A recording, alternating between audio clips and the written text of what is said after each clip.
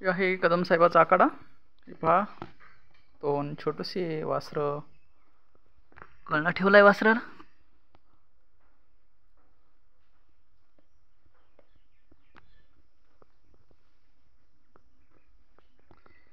हे आहे गोकृपामृत.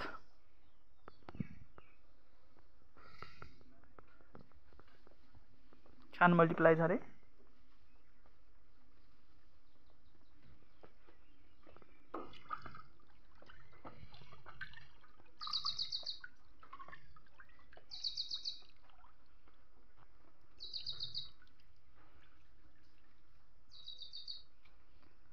गोकृपामृत.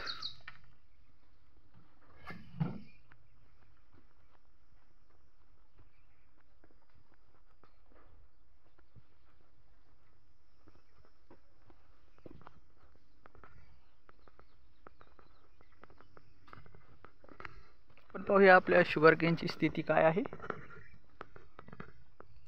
नवीन पण आहे. आता खोड्याकडे जात आहोत.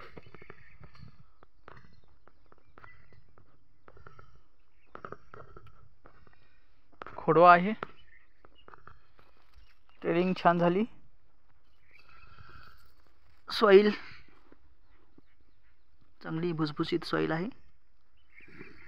हे कंपोस्ट इथं पाचट कुजवलेलं पहा, पूर्ण कुजलं. आपण याला डिकॉम्पोजर आणि गोकृपामृत वापरलं होतं, त्यामुळे पूर्ण पाचट कुजून आज त्याची पूर्ण डिकॉम्पोजिशन झालं आहे. पाचटीचं आणि मस्त माती लागली आहे. पहा, कांडे बाहेर निघत आहेत. ह्या ऊसाचं हार्वेस्टिंग होऊन जवळपास आज 3 महिने पूर्ण झाले. 3 ते 4 महिने.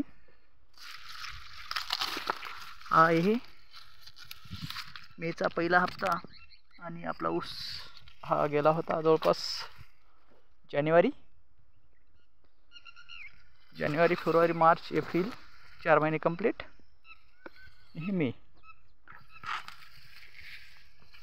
सध्या चांगली पोझिशन आहे.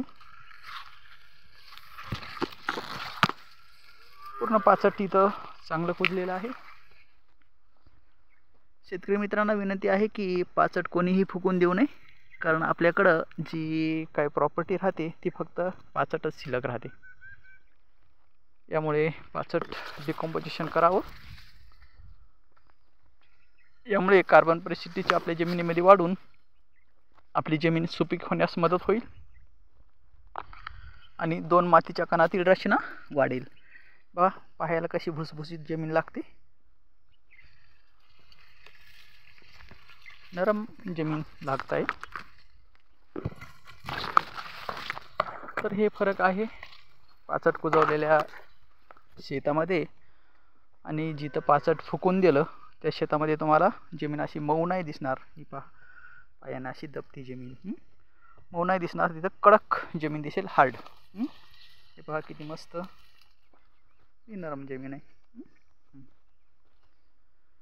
तर या जमिनीमध्ये कार्बन परिस्थिती चांगली असल्यामुळं तिथं बायोडायव्हर्सिटी चांगली राहते, जीवाणूची ताकद चांगली राहते आणि 2 मातीच्या कणातील रचना जर चांगली असेल तर तिथं हवा चांगली राहून तिथं ऑर्गॉन्स चांगले काम करतात. मायक्रोन्यूट्रन्स आणि मायक्रोन्यूट्रन्स जे जैविक बॅक्टेरिया आहेत, जसे की युरिया उपलब्ध करून देणारा बॅक्टेरिया ॲझोटोबॅक्टर ऊसामध्ये, सोयाबीनमध्ये रायझोबियम, पोटॅश उपलब्ध करून देणारा bacteria KMB, potash solubilising bacteria, phosphorus उपलब्ध करून देणारा PSB नावाचा बॅक्टेरिया, फॉस्फरस सोलेबल बॅक्टेरिया, हा पण आपल्या जमिनीमध्ये असणं आवश्यक आहे. त्यासाठी आपल्याला आपल्या जमिनीमध्ये पाचट कुजवणं खूप महत्त्वाचं आहे. ही गोष्ट लक्षात घ्या. तर पाचट कुजवा, तरच आपल्या जमिनीची सुपीकता वाढवेल आणि सुपीकता जर वाढली तरच तिथं चांगल्या प्रकारे तुमचे मायक्रो ऑर्गॉन्स आणि मुख्य ऑर्गॉन्स चांगल्या पद्धतीने कार्य करतात. खतं म्हणजे काय मित्रांनो? खतं म्हणजे अणू, आणि अणूचं विघटन करण्यासाठी लागतात जीवाणू. जीवाणू म्हणजे युरियाचा जर जीवाणू असेल तर त्याला खायला युरियाच लागेल. म्हणजे आपल्या मातीमध्ये अणू आहेत, पण त्या त्या अणूला खाण्यासाठी जे मेटल लागतं ते मॅटर म्हणजेच अणू, आणि जीवाणूला खाण्यासाठी जे मॅटर लागतं ते मॅटर म्हणजे खतं. तर आपल्या जमिनीमध्ये जर युरियाचा अणू उपलब्ध असेल तर युरियाचा बॅक्टेरिया युरियाचा अणूच खाईल. तो सुपरफॉस्फेटचा बॅक्टेरिया सुपरफॉस्फेटचे अणू नाही खाणार. फॉस्फरसचा बॅक्टेरिया हा फॉस्फरचेच अणू खाईल.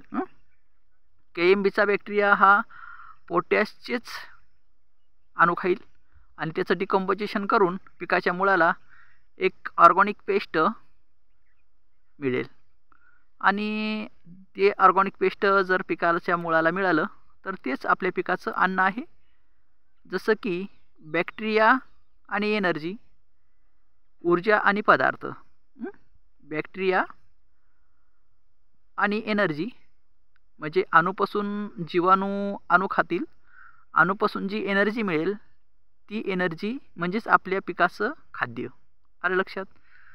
तर अणू, रेणू आणि परमाणू, परमाणूपासून बनला पदार्थ, आणि पदार्थापासून बनली ही सारी सृष्टी, हे मॅटर. तर पदार्थापासून बनली एनर्जी, आणि एनर्जीपासून बनली ही सारी सृष्टी. म्हणजे प्रोटॉन, न्यूट्रॉन आणि इलेक्ट्रॉन.